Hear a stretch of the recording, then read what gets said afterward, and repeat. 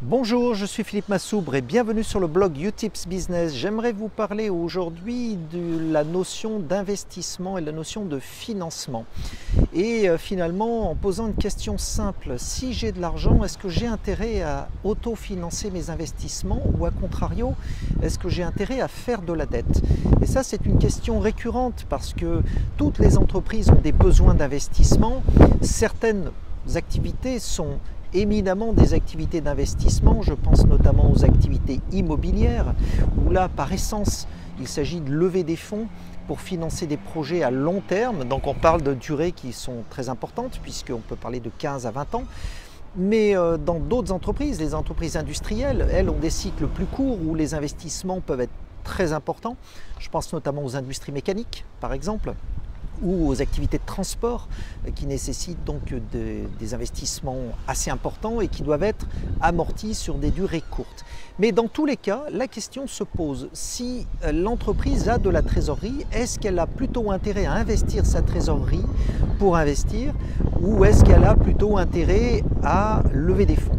Eh bien la réponse souvent c'est plutôt la deuxième solution que l'on va privilégier. Et pourquoi va-t-on privilégier cette deuxième solution? Eh bien tout simplement parce que le cash c'est très important. Le cash c'est votre sauf-conduit, c'est votre capacité de passer des temps difficiles et en fait au-delà de cet aspect strictement sécurité, le fait de lever des fonds va permettre de jouer sur l'effet de levier financier bien connu qui consiste à avoir l'analyse suivante, c'est que si je fais un emprunt à la banque et que je rembourse cet emprunt dans des conditions, on va dire, raisonnables au niveau du retour sur investissement, c'est-à-dire que mon activité est capable de générer suffisamment de cash pour honorer ma dette, et bien finalement cet investissement va passer quasiment inaperçu, entre guillemets. C'est-à-dire que je parie que mon activité sera rentable. Et si je me trompe, eh bien j'ai toujours mon cash. C'est-à-dire qu'à un moment donné, je peux toujours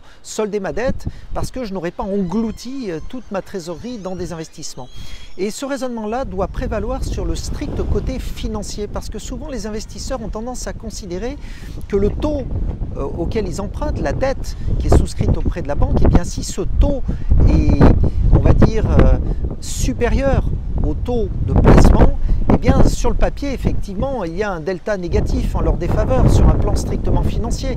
Si j'ai 100 000 euros que je peux le placer à 2% et que dans le même temps si j'emprunte 100 000 euros à 4%, eh bien le raisonnement peut consister à considérer que je n'ai pas intérêt à faire de la dette. Mais ce raisonnement est un peu court car il ne tient pas compte de l'aspect sécurité. Deuxième élément, c'est que si vous avez du cash, vous emprunterez dans de bien meilleures conditions que si vous n'en avez pas. Et le cash, c'est un petit peu finalement votre sauf-conduit dans le monde bancaire parce que votre banquier appréciera que vous soyez solvable. Et donc, si vous avez de la trésorerie, il vous prêtera dans d'excellentes conditions.